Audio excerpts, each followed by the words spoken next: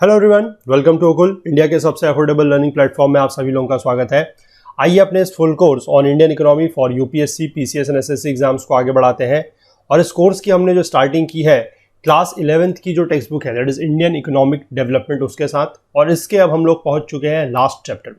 जी हाँ, chapter number 10 जो है that is on comparative development experiences of India and it's neighbours. यानी कि इस चैप्टर में हम लोग ये देखेंगे कि भारत और जो उसके पड़ोसी देश है उनका डेवलपमेंट एक्सपीरियंस, या आप कह सकते हैं कि जो विकास का अनुभव है उसके बीच में एक तुलना हम लोग करेंगे। उसका हम देखेंगे कि किस तरीके से वो चीज़ें रही हैं इंडिया के नेबर्स में। स्पेसिफिकली हम बात करेंगे पाकिस्तान और चाइना को लेकर।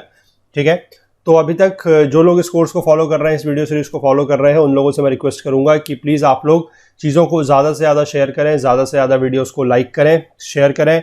और बाकी जो लोग चैनल पे नए हैं, जिनको ये वीडियोस पहली बार देखने को मिल रही हैं, अगर उनको भी लग रहा है कि ये चैनल उनके लिए किसी तरीके से हेल्पफुल हो सकता है, उनको भी यहाँ पर अगर कंटेंट पसंद आ रहा है, तो उनसे भी मैं रिक्वेस्ट करूंगा कि आप लोग भी प्लीज़ चैनल को जरूर सब्सक्राइब कर लें और बेल आइकन प्रेस कर लें, सो दैट की वीडियोज़ के नोटिफिकेशन वगैरह जो है वो बिल्कुल भी मिस ना हो। ठीक है, और जैसे कि आप लोगों से मैंने एक दिन और भी बात की थी कि जब ये बुक कंप्लीट हो जाएगी तो इसके बाद जो हम अपने कोर्स को आगे चलाएंगे वो एक मिक्स एंड मैच के फॉर्म में चलेगा। ठीक है, कोई एक सिंगल सोर्स के ऊपर हम रिलाय नहीं करेंगे। एनसीईआरटी है हमारे पास, रमेश सिंह है हमारे पास, एक दो सोर्सेज और हैं, हम उनको एक मिक्स एंड मैच लेके चलेंगे और जो बेस्ट पॉसिबल आप लोगों के लिए होगा वो लाने की कोशिश करेंगे।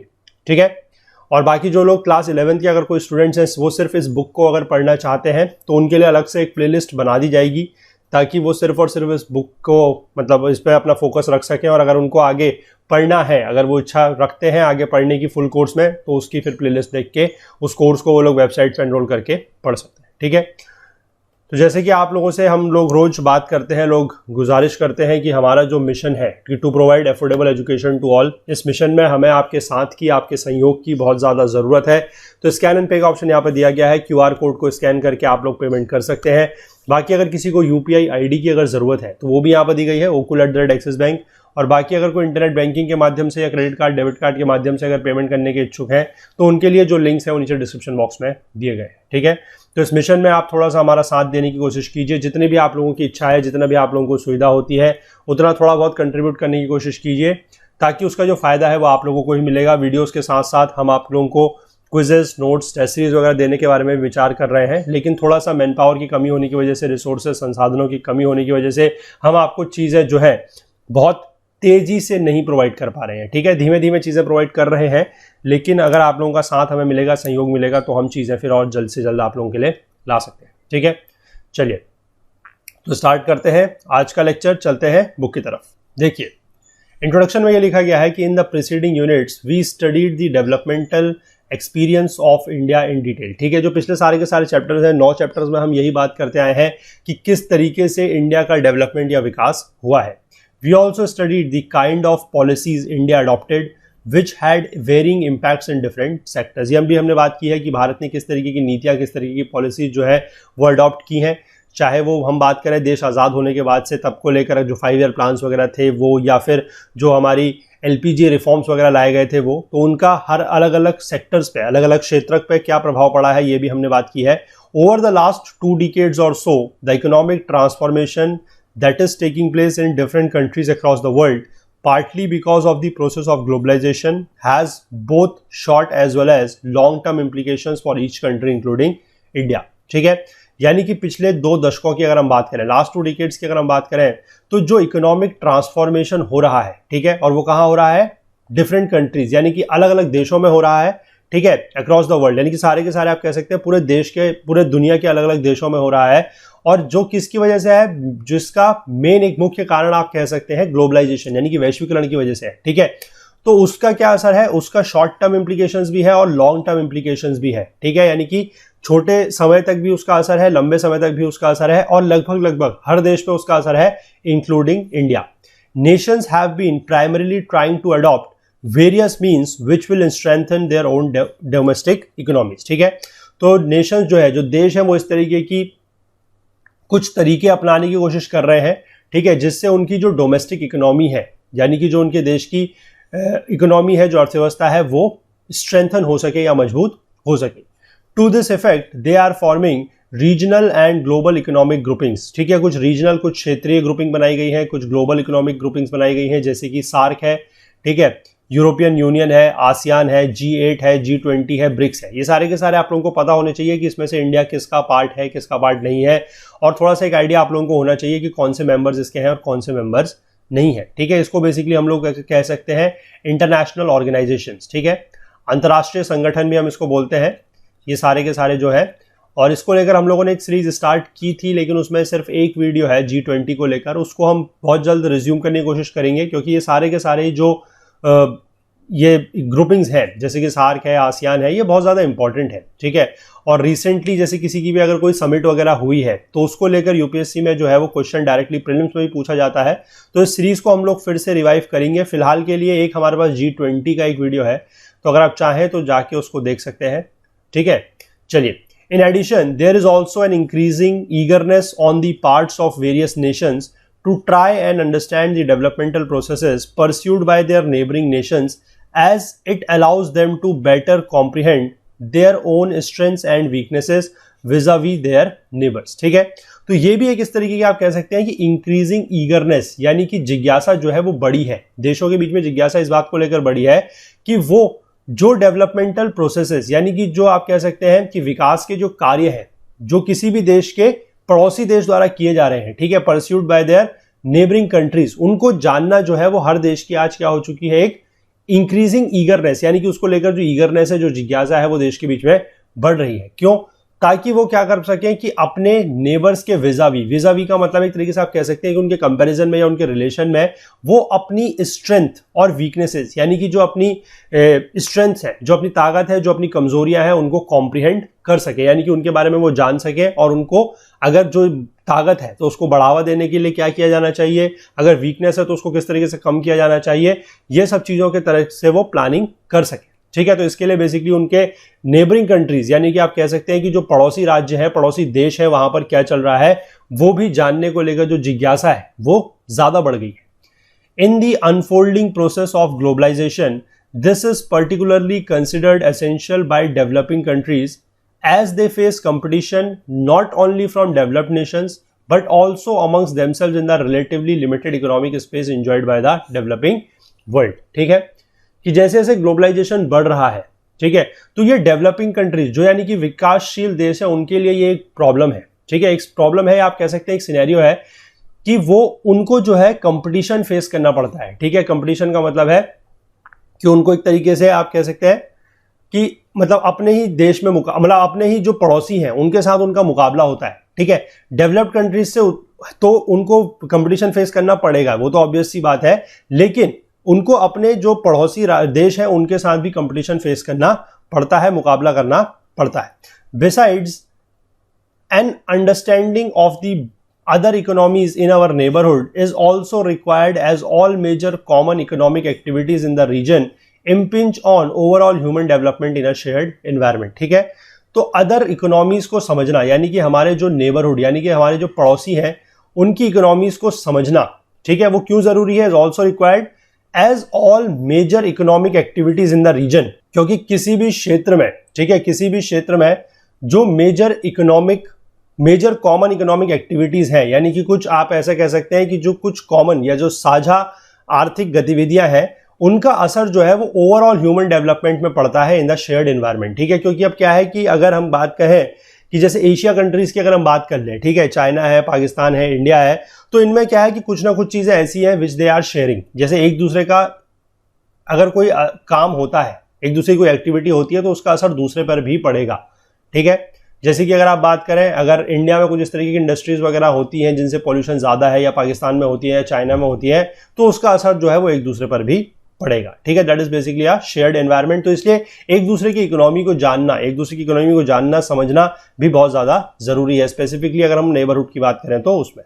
ठीक है, in this chapter we will compare the developmental strategies pursued by India and the largest of two of its neighbouring economies, that is Pakistan and China. ठीक है, इस चैप्टर में हम लोग क्या करेंगे कि जो डेवलपमेंटल स्ट्रेटेजीज, ठीक है, जो डेवलपमेंटल स्ट्रेटेजीज इंडिया द्वारा परस्यू की गई हैं, इंडिया द्वारा फॉलो की गई हैं, वो, और जो उसके पड़ोसी जो सबसे बड़े जो देश हैं, largest to of its neighbouring economies, यानी कि पाकिस्तान और चाइना, इनके बारे में हम लोग क्या करेंगे, इनकी जो डेवलपमेंटल स्ट्रेटेजीज है उसको कंपेयर करेंगे, उनके बीच में तुलना करेंगे। ठीक है, it has to be remembered that despite being endowed with vast natural resources, there is little similarity between the political power setup of India, the largest democracy of the world, which is wedded to a secular and deeply liberal constitution for more than half a century, and the militarist political power structure of Pakistan or the command economy of China that has only recently started moving towards a democratic system and the more liberal economic restructuring respectively. ठीक है, यहां पर क्या लिखा गया है कि हम बात करते हैं कि despite being endowed with vast natural resources, ठीक है, एंडाउड का मतलब होता है प्रोवाइडेड विद एन एसेट, यानी कि हमारे पास इस तरीके के जो नेचुरल रिसोर्सेज है वो बहुत ज्यादा है। लेकिन फिर भी अगर हम बात करें तो इंडिया और पाकिस्तान और चाइना के बीच में अगर हम कंपैरिजन करें तो यहां पर जो इनका कंपैरिजन है वो थोड़ा सा अलग तरीके का है। किस तरीके का है, देखिए, इंडिया क्या है, India is the political power, जो इंडिया का पॉलिटिकल पावर है that is you know that it is the largest democracy of the world, ठीक है। और जहां पर क्या है, सेक्युलर, सेक्युलर का मतलब होता है धर्मनिरपेक्ष, we do not favour any particular religion, ठीक है, एंड डीपली लिबरल कॉन्स्टिट्यूशन है इंडिया का, ठीक। और वहीं उसके अगर कंपैरिजन में बात करें तो पाकिस्तान में क्या है, मिलिट्री रूल है, मिलिट्री पावर वगैरह है, वहां पर जो पॉलिटिकल पावर है वो मिलिट्रिकल पावर है, ठीक है। और पाकिस्तान तो ये है। चाइना में क्या है, it has a command economy. हम लोगों ने बात की है कि China is a communist country, ठीक है, यहां पर कम्युनिस्ट कंट्री है, it has got a capitalist economy. Capitalist economy का मतलब होता है कि all the means of production are owned by the country, ठीक है, are owned by the government. तो इनमें बेसिकली आप एक तरीके से कह सकते हैं कि जो चीजें हैं वो बहुत ज्यादा इस फ्रंट में तो सिमिलर, एटलीस्ट हमें पॉलिटिकल फ्रंट पर तो सिमिलर जो है वो नहीं दिख रही है, ठीक है। पाकिस्तान ने जो है it has started moving towards a democratic system and China has started moving towards a liberal economic restructuring. धीमे धीमे ये चेंज कर रहे हैं, लेकिन अभी भी अगर इंडिया के कंपैरिजन में हम बात करें तो बहुत ज्यादा डिफरेंस इसमें देखने को हमें मिलता है, ठीक है। इसके बाद हम बात करते हैं developmental path, a snapshot view. यहां पर देखिए, do you know that India, Pakistan and China have many similarities in their developmental strategies, ठीक है। इंडिया, पाकिस्तान और चाइना जो है इनकी जो डेवलपमेंटल स्ट्रेटजीज है, यानी कि जो विकास की नीतियां हैं, उनमें काफी ज्यादा सिमिलैरिटीज हैं या समानता है। All the three nations have started towards their developmental path at the same time. इन लोगों ने अपना जो डेवलपमेंटल पाथ है, यानी कि आप कह सकते हैं कि जो विकास के पथ पर जो चलना शुरू किया है वो लगभग एक ही समय पे किया है। While India and Pakistan became independent nations in 1947, जिस समय देश आज़ाद हुआ था, देश का बंटवारा हुआ था, विभाजन हुआ था, उस समय इंडिया और पाकिस्तान बने थे 1947 में। और जो पीपल्स रिपब्लिक ऑफ चाइना है ये भी स्टैब्लिश हुआ था 1949 में। तो लगभग आप कह सकते हैं कि एक ही समय से ये देश जो है वो अस्तित्व में है। In a speech at that time, Jawaharlal Nehru ने क्या बोला था कि these new and revolutionary changes in China and India even though they differ in content, ठीक है। जो यहां पर रिवॉल्यूशनरी चेंजेस हो रहे हैं, यानी कि जो क्रांतिकारी परिवर्तन हो रहे हैं, जो बदलाव हो रहे हैं इंडिया में और चाइना में, हालांकि उनका जो कंटेंट है वो अलग है, ठीक है, बट ये फिर भी क्या सिंबलाइज करते हैं, they symbolise the new spirit of Asia and new vitality which is finding expression in the countries in Asia, ठीक है। ये नई भावना और नई शक्ति को सिंबलाइज करते हैं, जिससे क्या हो रहा है कि जो एशिया की कंट्रीज हैं दे आर फाइंडिंग एक्सप्रेशंस, ठीक है, मतलब एशिया की कंट्रीज में ये चीज जो है दिखाई दे रही है, ठीक है। चलिए आगे देखते हैं। All three countries had started planning their developmental strategies in similar way. सबने जो अपनी डेवलपमेंटल स्ट्रेटजी को प्लान करना स्टार्ट किया है वो भी एक सिमिलर तरीके से ही किया है। इंडिया में हम लोगों को पता है 5 ईयर प्लान्स के बारे में। इंडिया ने अपने 5 ईयर प्लान स्टार्ट किए थे, पंचवर्षीय योजना 1951 से 1951 टू 1956 पहला 5 ईयर प्लान था इंडिया में। Pakistan announced its first 5-year plan, which is now called as the medium-term development plan in 1956. China announced its first 5-year plan in 1953. तो लगभग आप देख सकते हैं 1951, 1956, 1953, तो बहुत ज़्यादा इनमें जो है वो समय का अंतर नहीं है। Since 2013, Pakistan is working on the basis of 11th 5-year development plan, जो अभी उसका चल रहा था 5-year डेवलपमेंट प्लान उससे पहले, whereas China is now working on the 13th 5-year plan 2016 से 2020। और इंडिया में क्या है कि until March 2017 India has been following 5-year plans based development model. और अब इंडिया में क्या है कि जो 5-year प्लान्स हैं, जो बेसिकली प्लानिंग कमीशन द्वारा एक चलता था, प्लानिंग कमीशन जो योजना आयोग था, 2017 में उसको रिप्लेस कर दिया गया है बाय नीति आयोग, ठीक है। अब हमारे वहां प्लानिंग कमीशन नहीं है, it has been replaced by NITI Aayog, ठीक है। तो नीति आयोग लेके आई है एक 15 ईयर्स का विजन डॉक्यूमेंट, ठीक है। जो 5-year प्लान है उसकी जगह चेंज करके 15 ईयर्स के विजन डॉक्यूमेंट का एक कंसेप्ट लाया गया है, ठीक है। तो 2017 तक बेसिकली इंडिया में भी 5 ईयर प्लान पंचवर्षीय योजना चला करती थी। अब ये चलता है 15 ईयर्स का विजन डॉक्यूमेंट, और जो आपका चल रहा है नीति आयोग द्वारा, क्योंकि जो प्लानिंग कमीशन था जो बेसिकली 5 ईयर प्लान वगैरह बनाता था उसकी जगह रिप्लेस कर दिया गया है अब नीति आयोग से, ठीक है।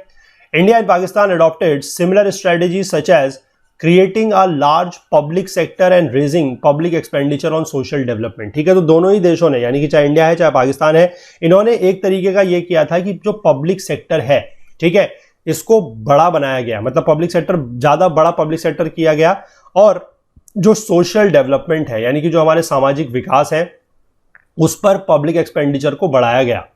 Till the 1980s all the 3 countries had similar growth rates and per capita income, ठीक है। जो हम बात करते हैं कि जो ग्रोथ रेट है यानी कि जो विकास की दर है, और पर कैपिटा इनकम यानी कि जो प्रति व्यक्ति आय है, वो लगभग इन तीनों देशों की 1980 के दशक तो जो थी वो लगभग एक जैसी थी। Where do they stand today in comparison to one another, आज के समय में अगर हम बात करें तो ये एक दूसरे के मुकाबले, एक दूसरे के कंपैरिजन में कहां पर खड़े हैं, ये हमें समझना है। Before we answer this question let us trace the historical path of developmental policies in China and Pakistan. लेकिन इस सवाल का जवाब देने से पहले हम लोग ये देखते हैं कि किस तरीके से जो डेवलपमेंटल पॉलिसीज का पाथ रहा है चाइना और पाकिस्तान में, हम उसके बारे में बात कर लेते हैं। After studying the last 3 units we already know what policies India has been adopting since its independence। India के बारे में तो हम इस पूरी बुक में कवर करते आए हैं, चीजें हमें पता है कि इंडिया में कौन कौन सी पॉलिसीज, कौन कौन सी नीतियां हैं जो अपनाई गई हैं, और आज से ही नहीं, जब से देश आजाद हुआ है तब से। तो ठीक है, थोड़ा सा चाइना और पाकिस्तान के बारे में हम लोग यहां पर बात कर लेते हैं, उसके बाद फिर हम एक तरीके से, सही तरीके से बता पाएंगे कि इनके बीच में कंपेरिजन क्या है, ठीक है। चलिए पहले इसमें चाइना स्टार्ट करते हैं। After the establishment of People's Republic of China under 1 party rule, देखिए 1 पार्टी रूल था, इसीलिए आपको बता रहा था कि कम्युनिस्ट कंट्री है, यहां पर डेमोक्रेसी नहीं है। All critical sectors of the economy, enterprises and lands owned and operated by individuals were brought under government control, ठीक है। तो ये आपका बेसिकली हो गया कम्युनिस्ट वाला रूल कि यहां पर कोई डेमोक्रेसी नहीं है। और उसके बाद ये जो वाली बात की गई है कि ऑल दी, ये जो इंटरप्राइजेस है, इकोनॉमी है, all the critical sectors of the economy they are owned by the government control है, तो this is your capitalist economy, ठीक है। इसके बारे में हम लोग पहले बात कर चुके हैं, this is a capitalist economy. देखिए आगे क्या दिया गया है, the great leap forward GLF campaign initiated in 1958 which aimed at industrializing the country on a massive scale, ठीक है। एक ग्रेट लीप फॉरवर्ड हुआ था, वहां पर क्या था 1958 में, उसका उद्देश्य था कि देश को इंडस्ट्रियलाइज करना है, यानी कि औद्योगिकरण करना है ऑन अ मैसिव स्केल, यानी कि बड़े स्तर पर। People were encourage to set up industries in their backyards, लोगों से ये बोला गया था कि वो अपने बैकयार्ड्स में इंडस्ट्रीज को सेटअप करें।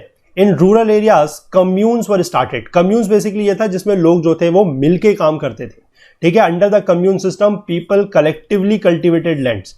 In 1958 there were 26,000 communes covering almost all the farm population, ठीक है।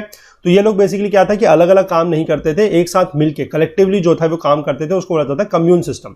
GLF campaign met with many problem, GLF जो कैंपेन था ग्रेट लीप फॉरवर्ड, इसमें काफी ज्यादा जो है कठिनाइयां आई।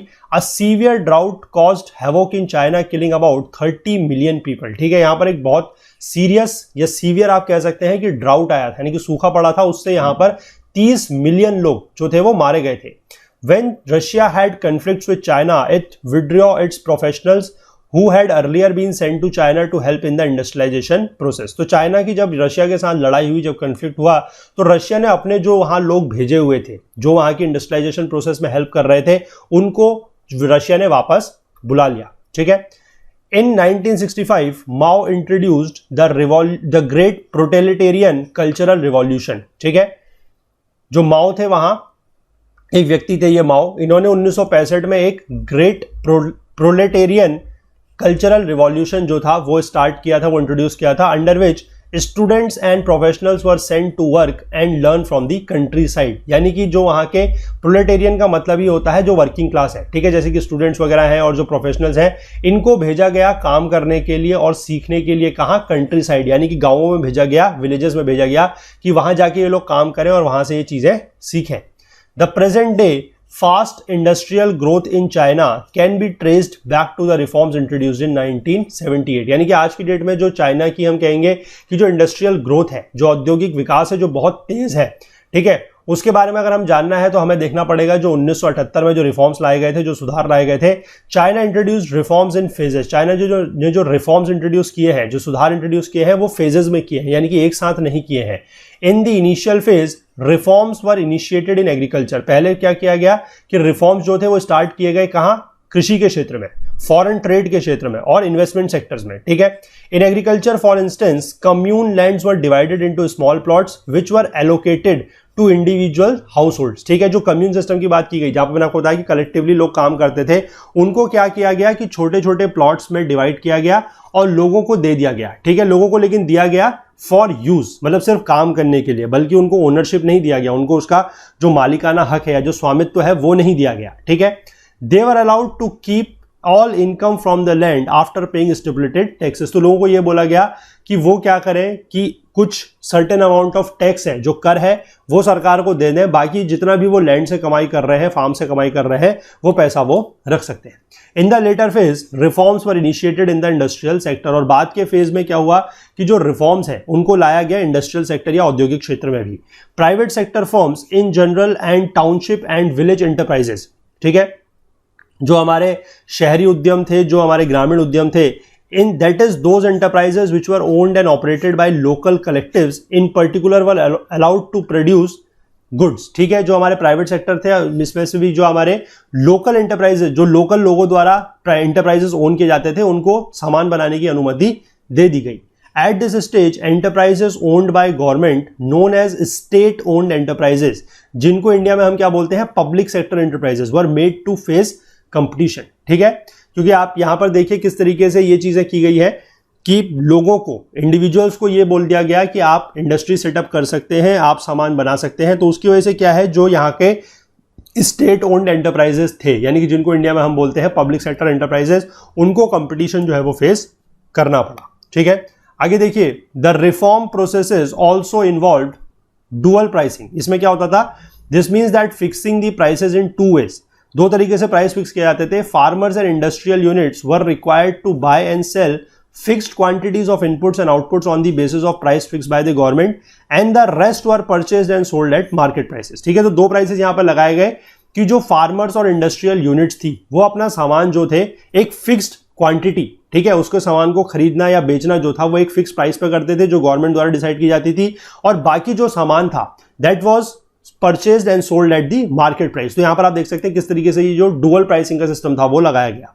Over the years as production increased the proportion of goods and और inputs transacted in the market also increased. ठीक है।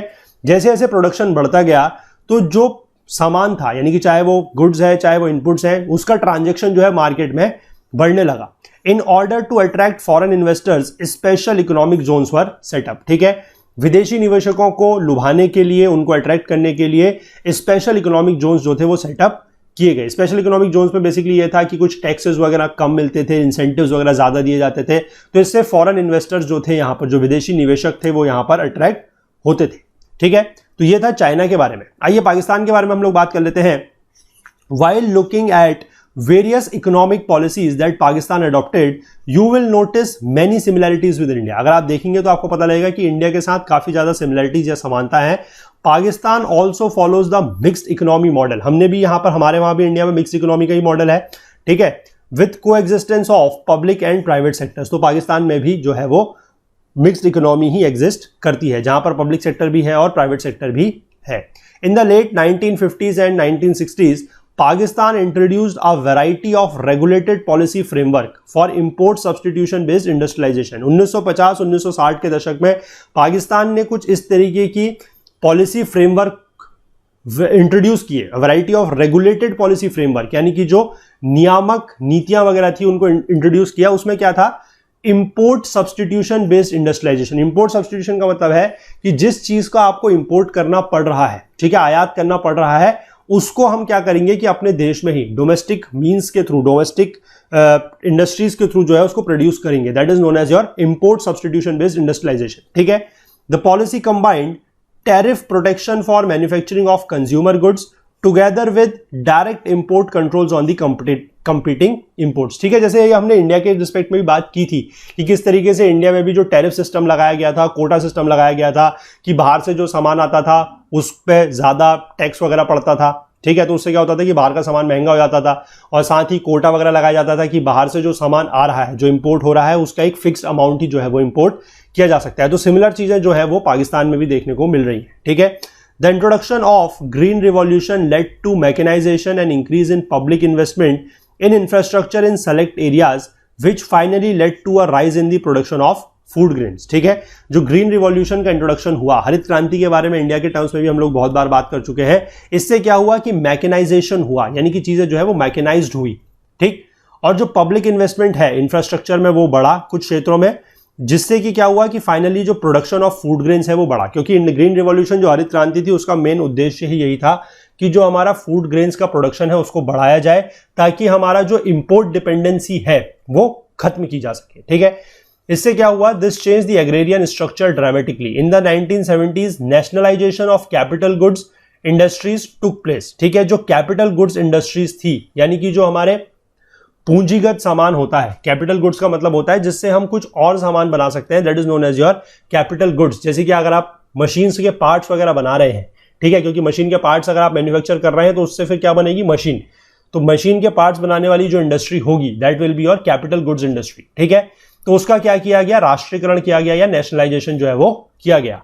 Pakistan then shifted its policy orientation in the late 1970s and 1980s when the major thrust areas were denationalisation and encouragement of private sector. ठीक है, तो उसने अपना फिर से जो पॉलिसी ओरिएंटेशन है उसको शिफ्ट किया 1970s 80s में, और तब क्या था, जो ज्यादा ध्यान दिया गया वो किसके ऊपर दिया गया, डीनेशनलाइजेशन के ऊपर। यहां पर तो नेशनलाइजेशन किया गया है कैपिटल गुड्स का, ठीक है, बाद में लेकिन कुछ डीनेशनलाइजेशन किया गया और जो प्राइवेट सेक्टर है उसको एनकरेजमेंट किया गया, उसको बढ़ावा दिया गया। During this period, Pakistan also received financial support from Western nations and remittances from continuously increasing outflow of the immigrants to the Middle East। यानी कि उस समय पे क्या हुआ कि उसको कुछ जो पश्चिम देश थे उन्होंने भी पैसे से मदद की, और बाकी जो इसके लोग थे जो मिडिल ईस्ट वगैरह में गए थे, ठीक है, मिडिल ईस्ट में जो लोग बाहर गए थे उन्होंने क्या करा कि वहां से वो लोग पैसा भेजते थे और उसको बोला जाता है रेमिटेंस। ठीक है, कोई अगर व्यक्ति बाहर गया है, मतलब आपके देश से अगर बाहर काम कर रहा है और अपने देश में अगर वो पैसा भेजता है तो that is known as remittance. तो वो जो मिडिल ईस्ट में वहां के लोग गए थे उनकी वजह से क्या होता था, रेमिटेंस आता था, या एक तरीके से फॉरेन एक्सचेंज जो है वो देश का बढ़ता था। This helped the country in stimulating economic growth. ठीक है, और इससे क्या होता था कि देश का जो इकोनॉमिक ग्रोथ है, जो आर्थिक विकास है, वो तेजी से बढ़ रहा था। The then government also offered incentives to the private sector. Private sector को कुछ इंसेंटिव्स वगैरह दिए गए थे। All this created a conducive climate for new investment. ठीक है, और इन सब ने क्या किया कि एक नए इन्वेस्टमेंट के लिए, यानी कि नए निवेश के लिए एक कंड्यूसिव एनवायरनमेंट, जिसको बोला जाएगा कि एक फेवरेबल एनवायरनमेंट क्रिएट किया। इन 1988 reforms were initiated in the country. 1988 में कुछ रिफॉर्म्स जो थे वो इंट्रोड्यूस किए गए। तो इसके बाद क्या लिखा गया है कि having studied a brief outline of the developmental strategies of China and Pakistan, let us now compare some of the developmental indicators of India, China and Pakistan. अब इसके बारे में कुछ और इंडिकेटर्स वगैरह हैं, जैसे कि डेमोग्राफिक इंडिकेटर्स हैं और भी थोड़ा चीजें हैं जो इस चैप्टर में हमें बात करनी है, तो इसको हम अगले पार्ट में लेके चलेंगे। ठीक है, आज इसको इतना ही रखते हैं। मोस्ट प्रोबेबली आई थिंक कि टोटल 3 पार्ट्स में या इसके बाद 2 पार्ट्स में ये चैप्टर जो है कंप्लीट हो जाएगा, और उसके बाद फिर जैसे मैं आप लोगों को बता रहा हूँ एक मिक्स एंड मैच का हम लोग कॉम्बिनेशन लेके चलेंगे, और जो बेस्ट सोर्सेज होंगे उनमें से जो भी बेस्ट मटेरियल होगा उसको कंपाइल करके बेस्ट तरीके से आप लोगों के सामने लाने की कोशिश की जाएगी। तो आई होप आप लोगों को ये लेक्चर पसंद आया होगा। अगर आया है तो प्लीज़ लाइक ज़रूर कीजिए, ज़्यादा से ज़्यादा शेयर कीजिए, कम से कम 10 लोगों के बीच में। और बाकी जो लोग चैनल पर नए हैं, अगर उनको भी कंटेंट पसंद आ रहा है, अगर उनको लग रहा है कि चैनल उनके किसी तरीके से हेल्पफुल हो सकता है, तो प्लीज़ उनसे भी रिक्वेस्ट है कि आप लोग भी चैनल को जरूर सब्सक्राइब कर लें, बेल आइकन प्रेस कर लें, सो दैट की वीडियोज़ की नोटिफिकेशंस मिस ना हो। बाकी अगर आप लोगों को कोई डाउट है, कोई क्वेरी है, तो आप लोग ज़रूर कमेंट करें। अदरवाइज अपनी प्रेजेंस दिखाने के लिए भी कमेंट ज़रूर करें, ताकि हमें पता लगता रहे कि आप लोग जो है इन कोर्सेज को, इन वीडियो सीरीज को रेगुलरली फॉलो कर रहे हैं। ठीक है, बाकी अपने फीडबैक्स वगैरह भी ज़रूर देते रहें। अगर कोई भी चीज़ आपको पसंद नहीं आ रही है या कोई भी चीज़ आपको लगता है कि बेटर तरीके से की जा सकती है, तो उसके लिए अपने सुझाव, अपने फीडबैक्स हमें ज़रूर देते रहें। ठीक है, चलिए, बाकी हमसे साथ जुड़ने के लिए हमारा Facebook page, Twitter page, Telegram channel का आप लोग यूज़ कर सकते हैं। और अगर आप हमसे कोई और बात शेयर करना चाहते हैं, कुछ पूछना चाहते हैं या कुछ बताना चाहते हैं, तो उसके लिए आप हमारी ईमेल आईडी का यूज़ भी कर सकते हैं, दैट इज okul.co@gmail.com। ठीक है, चलिए मिलते हैं अगले लेक्चर में, तब तक के लिए अपना बहुत बहुत ध्यान रखिएगा। Please do take care of yourself. Thank you, have a nice day, bye bye.